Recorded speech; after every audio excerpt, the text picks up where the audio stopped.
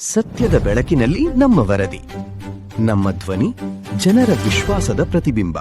ಕಾಂಗ್ರೆಸ್ನ ಹಿರಿಯ ನಾಯಕ, ಮಾಜಿ ರಾಜ್ಯಸಭಾ ಸದಸ್ಯ ಹಾಗೂ ಎಸ್ ನಿಜಲಿಂಗಪ್ಪ ಮೆಮೋರಿಯಲ್ ಟ್ರಸ್ಟ್ನ ಅಧ್ಯಕ್ಷರಾಗಿದ್ದ ಎಚ್ ಹನುಮಂತಪ್ಪ ಅವರ ಅಂತಿಮ ದರ್ಶನಕ್ಕೆ ಮುಖ್ಯಮಂತ್ರಿ ಡಿಕೆ ಶಿವಕುಮಾರ್ ಆಗಮಿಸಿದ್ದ ವೇಳೆ ಚಿತ್ರದುರ್ಗದ ಮುರುಘಾ ಮಠದ ಹೆಲಿಪ್ಯಾಡ್ನಲ್ಲಿ ಕೆಲಕಾಲ ಹೈಡ್ರಾಮಾ ನಡೆಯಿತು. ಮುಖ್ಯಮಂತ್ರಿಗಳನ್ನು ಸ್ವಾಗತಿಸಲು ಕಾಂಗ್ರೆಸ್ನ ಮುಖಂಡರು, ಪದಾಧಿಕಾರಿಗಳು ಹಾಗೂ ಕಾರ್ಯಕರ್ತರು ಹೆಲಿಪ್ಯಾಡ್ನಲ್ಲಿ ಜಮಾಯಿಸಿದ್ದರು. ಇದೇ ವೇಳೆ ಚಿತ್ರದುರ್ಗ ಬ್ಲಾಕ್ ಕಾಂಗ್ರೆಸ್ ಅಧ್ಯಕ್ಷ ಲಕ್ಷ್ಮೀಕಾಂತ್, ಹಿರಿಯೂರು ಬ್ಲಾಕ್ ಕಾಂಗ್ರೆಸ್ ಅಧ್ಯಕ್ಷರು ಹಾಗೂ ಇತರ ಕೆಲ ಕಾರ್ಯಕರ್ತರು ಹೆಲಿಪ್ಯಾಡ್ ಒಳಗ ಪ್ರವೇಶಿಸಲು ಮುಂದಾದರು. ಈ ಸಂದರ್ಭದಲ್ಲಿ ಭದ್ರತಾ ಕರ್ತವ್ಯದಲ್ಲಿದ್ದ ಪೊಲೀಸರು ಮುಖ್ಯಮಂತ್ರಿಗಳ ಭೇಟಿ ಹಿನ್ನೆಲೆಯಲ್ಲಿ ಪ್ರೋಟೋಕಾಲ್ ಹಾಗೂ ಭದ್ರತಾ ನಿಯಮಗಳು ಜಾರಿಯಲ್ಲಿದ್ದು ಅನುಮತಿ ಪಡೆದವರಿಗೆ ಮಾತ್ರ ಪ್ರವೇಶವಿದೆ ಎಂದು ತಿಳಿಸಿ ಅವರನ್ನು ತಡೆದರು. ಇದರಿಂದ ಅಸಮಾಧಾನಗೊಂಡ ಲಕ್ಷ್ಮೀಕಾಂತ್ ಅವರು ಪೊಲೀಸರೊಂದಿಗೆ ತೀವ್ರ ವಾಗ್ವಾದ ನಡೆಸಿದರು. ನಂತರ ತಮ್ಮನ್ನು ಒಳಗೆ ಬಿಡದಿರುವ ವಿಚಾರಕ್ಕೆ ಜಿಲ್ಲಾ ಕಾಂಗ್ರೆಸ್ ಅಧ್ಯಕ್ಷ ಎಂಕೆ ತಾಜ್ ಪೀರ್ ಅವರ ವಿರುದ್ಧವೇ ಬಹಿರಂಗವಾಗಿ ಆಕ್ರೋಶ ವ್ಯಕ್ತಪಡಿಸಿದರು.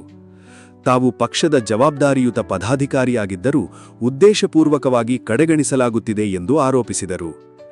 ಈ ವೇಳೆ ಕಾಂಗ್ರೆಸ್ ಮುಖಂಡರ ನಡುವೆಯೂ ಮಾತಿನ ಚಕಮಕಿ ನಡೆಯಿತು.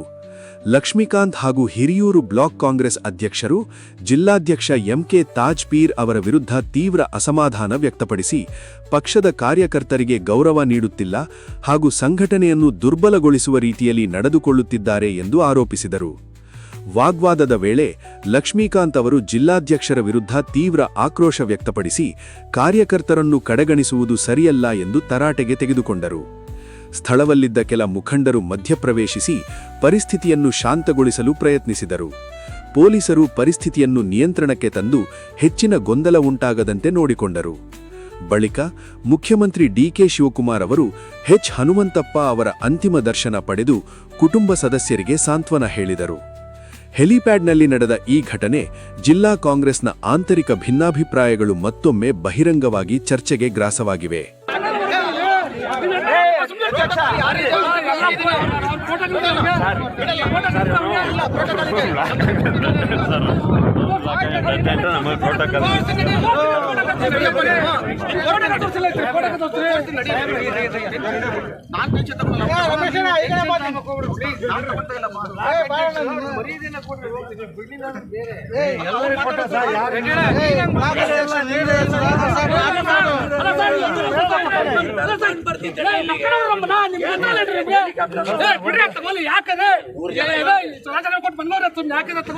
ಕಾರ್ಯಕರ್ತರು ಹಾಳು ಮಾಡ್ತಾರೆ.